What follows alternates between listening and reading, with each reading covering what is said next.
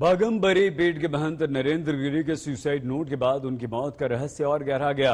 Blackmailing और कथित video से यह साफ है कि अभी कई और किरदार पर्दे के भीतर हैं। सुसाइड नोट को भी शक के घेरे में रखा जा रहा है। अब प्रश्न ये कि क्या सुसाइड की थ्योरी के परे भी कोई असली सच है।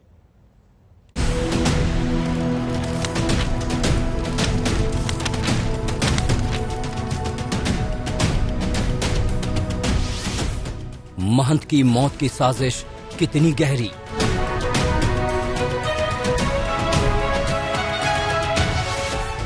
साजिश के कुल कितने किरदार।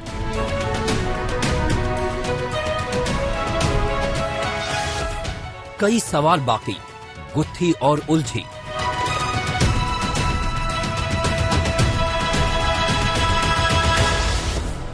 सच सामने लाना इतना आसान नहीं।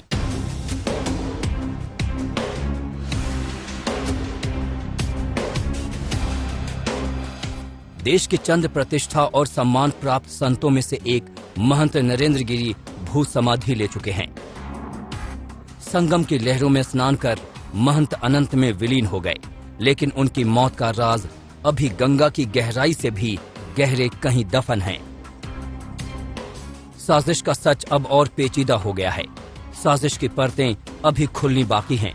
उनका सुसाइड नोट सामने आने के बाद अब ये गुत्थी और उलझी दिखती है।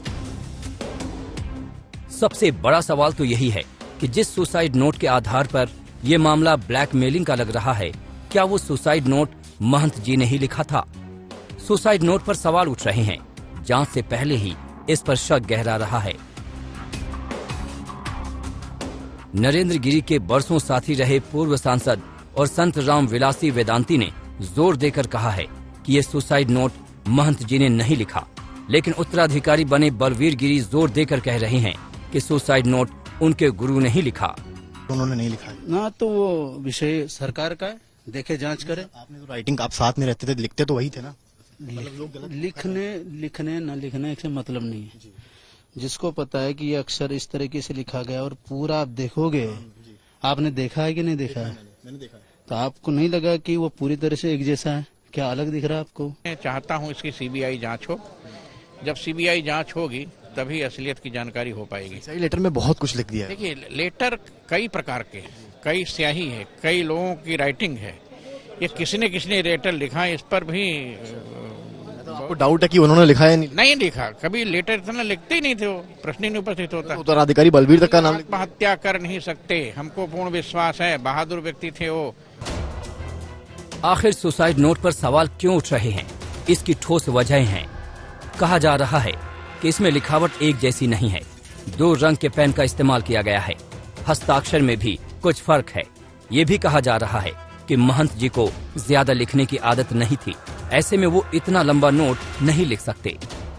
रामविलास वेदांती ही नहीं, कई और संत ये मानने के लिए तैयार नहीं हैं कि नरेंद्र गिरी ने सुसाइड किया। उनको इसमें बड़ी साजिश की बू आती है।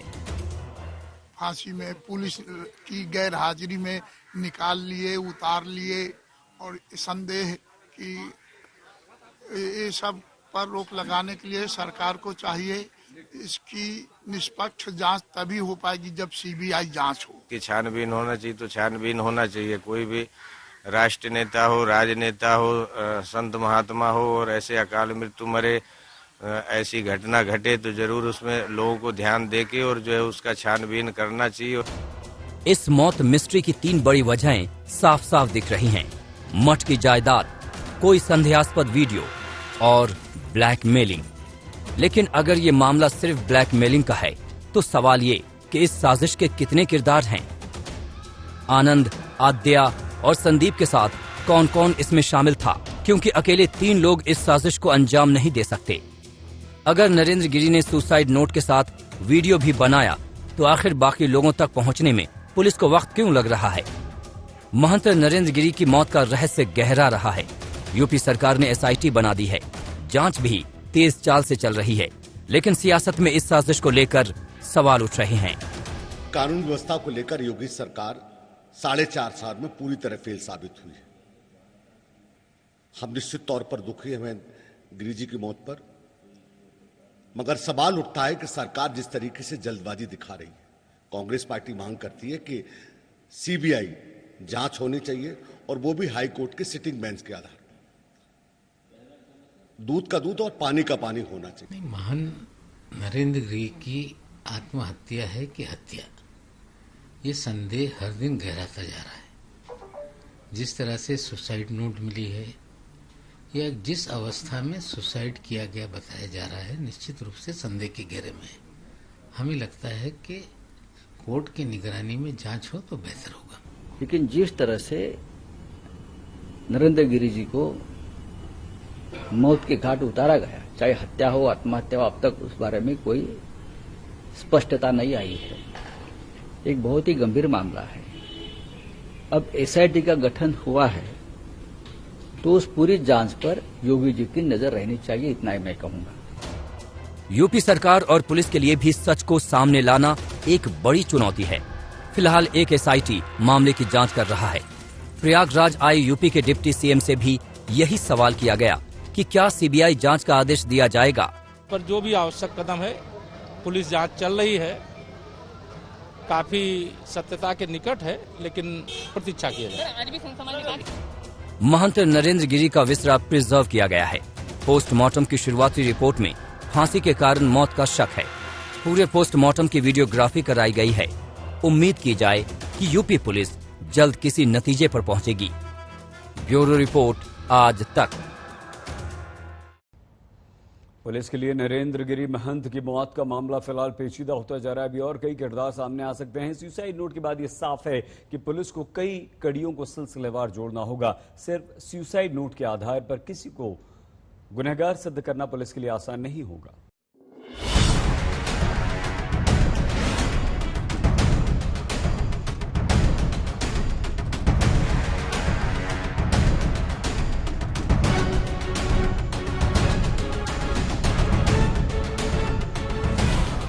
नरेंद्र गिरी की मौत के सच तक पहुंचना यूपी पुलिस के लिए बड़ी चुनौती है। एक ऐसा मामला जिसमें जरा सी चूक असली गुनहगारों तक पहुंचने में मुश्किल कर सकती है। 18 सदस्यों की एसआईटी भी बनाई जा चुकी है। आला अधिकारी सीधे जांच पर नजर रख रहे हैं।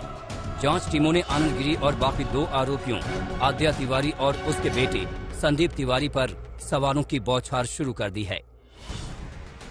शक के घेरे में आए आनंद गिरी से पुलिस ने 12 घंटे की पूछताछ की। गिरफ्तार दूसरे आरोपी आद्या तिवारी से भी सवाल किए गए। दोनों को आमने सामने बैठाकर भी पूछताछ की गई। आनंद गिरी को मौकाए वारदात से बरामद सुसाइड नोट भी दिखाया गया। पुलिस ने आनंद गिरी से नरेंद्र गिरी के हैंडराइटिंग पहचान कराने की कोशिश की। अब आपको बताते हैं कि पुलिस पूछताछ में अब तक आनंद क्या बोला। आनंद ने सवालों के जवाब में कहा कि महंत जी खुदकुशी नहीं कर सकते, ये मेरे खिलाफ साजिश लग रही है। महंत जी ने मुझे माफ नहीं किया, तब तक मैं बड़े हनुमान जी के मंदिर नहीं गया। मेरा महंत जी से कोई विवाद नहीं था और न ही वो मुझे परेशान लगे। पुलिस ने आनंद गिरी का फोन और लैपटॉप कब्जे में लिया है। इनकी फॉरेंसिक जांच होगी।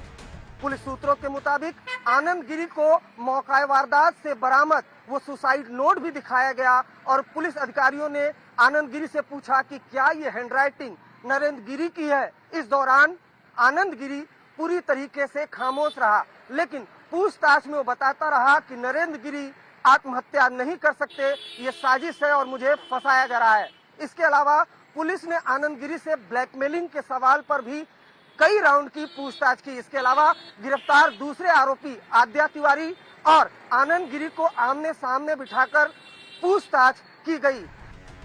कानून के जानकारों का कहना है कि सुसाइड नोट के बाद इस केस में पुलिस को ब्लैकमेलिंग यानी आईपीसी की धारा 503 और आपराधिक साजिश 120B की जैसी धाराओं को जोड़ना पड़ेगा। सुसाइड नोट में कई लोगों के नाम हैं, लिहाजा इसमें पुलिस कॉमन इंटेंशन यानी धारा 34 का इस्तेमाल भी कर सकती है, क्योंकि सिर्फ 306 यानी खुदकुशी के लिए उकसाने में दोष साबित करना आसान नहीं होता।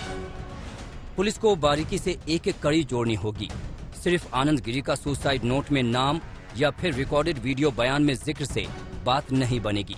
पुलिस को उस वीडियो को बरामद करना होगा जिसके आधार पर कथित रूप से महंत जी को ब्लैकमेल किया जा रहा था।